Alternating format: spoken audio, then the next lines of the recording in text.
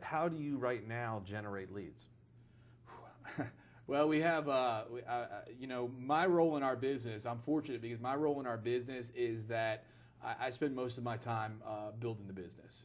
And even early on, when it really was just Tracy and I, Tracy always worked in the business and I worked on the business. And then as we started growing, we hired more people to work in the business. And I've always worked mostly on the business. And I do work in the business just really to get that expertise and to really understand so that I can do my job well on working on the business. Mm-hmm.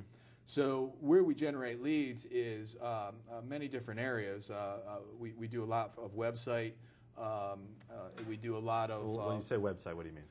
Well, we get a lot of web leads. We have a lot of people that are introduced to us from our website, greetingsvirginia.com. But how do they get to your website? Is it as search engine optimization? It is. Okay. It is. Yes. I've spent about the last 6 months developing our new site, which has just recently been launched, and it's just it's just a really great tool. It's got the Google Maps, and you can spin around and look at the neighbors and look in the curtains, whatever you want to do. I'm saying that for you, Frazier, because I know that you're going to be on the site tonight, and So I need your address. And so so we really spent a lot of time developing a website that's really works for a consumer. Mm-hmm. Now, whether they hire us or not, and in fact, we're finding agents that have contacted me and say, "Hey, Dan, thanks. Our clients are using your site, and I'm happy with that. No problem. I mean, that's So we've developed the website, and that's one place that we do generate leads. I do a lot of networking, mm-hmm. and so I strategically meet other people, and I find out how I can help them in their business. Specifically other business owners, and I have a habit of once a week I take out a business owner, whether it be a doctor or somebody that lays carpet and flooring, or a banker, or whatever the business may be. I make it a habit of once a week I'll take another business owner out to lunch, and just to really say, hey, how can I help you? Your business has been driven through the REO and short sales stuff, which a lot of that comes from your internet marketing, I think. A lot of that comes from prospecting and a little bit from internet as well. Okay, because the question I have is, how important has it been to your business referral network? I know it's valuable for you personally. I know you like it. Sure. But in bottom line, how valuable has that been for your business?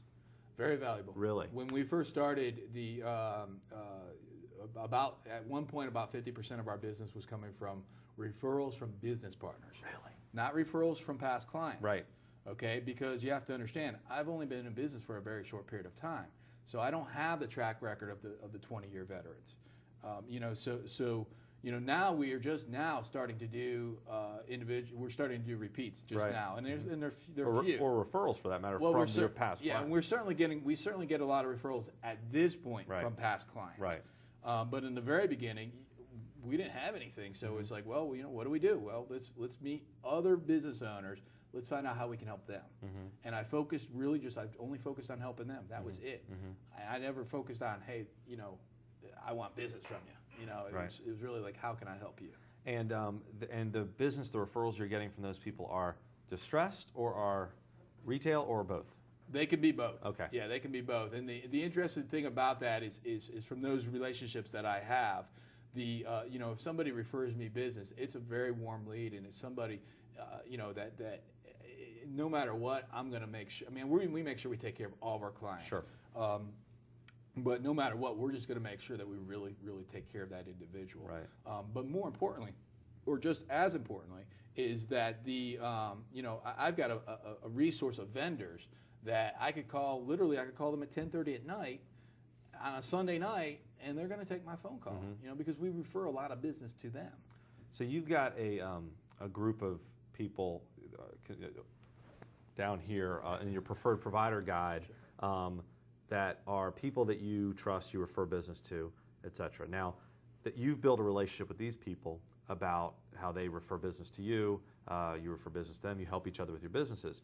Now, but you also have got to believe that they're good, right? Oh, absolutely. So because the agents watching this are going to be like, well, listen, I want to work with who Dan is. I'm not going to get, that business referral relationship, but how important is it, forget about the referrals, Sure. how important is it to choose those people? Like do your flooring guy, your painter, your moving company, all these guys, how do they make your business better and make your life better? Do you know what I mean? Not on the referral side, but on the actual service side. Absolutely. When I have a client and they need painting, or they need a mover, or they need carpet installed, or whatever it is that they need, I can feel comfortable and confident that I'm going to be referring to them the best in the business, that's going to give them a reasonable and fair price, and it's going to be responsive, and it's going to bend over backwards for our clients. Now, I'm confident of that for a few different reasons. One is because I'm very selective on the relationships that I developed, and two, once I do develop those relationships, I go out of my way to benefit those individuals, those other business owners, so that they would never want to let our clients down. And so it's a real true benefit to our clients to have those relationships, to have somebody that's going to be responsive, to be able to really just perform for whatever the case may be for our clients. As I said, you have a unique perspective because you're the operating principal and you run your business. Yeah. The vast majority of agents aren't successful. They don't do any transactions. Well, not in Keller-Williams family, but that may be true elsewhere. Let's just assume, present company accepted. They aren't successful. I mean, I'm not even saying monetarily. They're not happy with their own success. You see it. You've got agents, I'm sure, maybe there's one, that guy I'm sure that you've kicked out by now, but who is, who are, but you've come into the business in 3 years, you have some success, and we've talked with a great slate of agents today with wildly different experiences, but it's relatively simple things that you either do or don't do that produce success. What's the matter with agents? I'll put you on the spot, Dan. Just give me a list of the agents that are bad, and I will publicize it. No, what do you see? Well, what I see is that different agents are committed for different outcomes. Okay. And so when I'm meeting a new agent, I always ask them, I say, what's important to you? What do you want? And that agent may want to have a very successful business. That agent may want to have a somewhat successful business. Or that agent may want to just sell 2 or 3 transactions a year. And so what's really important to me is to find out what's important to other agents and then to help them achieve that, whatever that may be. Now, my hope is that they want to run a very, very successful business, because that's something that I'm good at doing, is helping others to understand how to do that. So that's something that I enjoy doing, and it's something that's really just a lot of fun for me to do. So in regards to the answer specifically to your question is, I think that there's just a lot of great agents out there, and I think that there's but just like many other sales businesses, there's very few agents that really, sell the majority. It's the 80-20 rule. Right. And in real estate sales, I think it's more like a 97-3 rule. 8.5, 1.5 rule.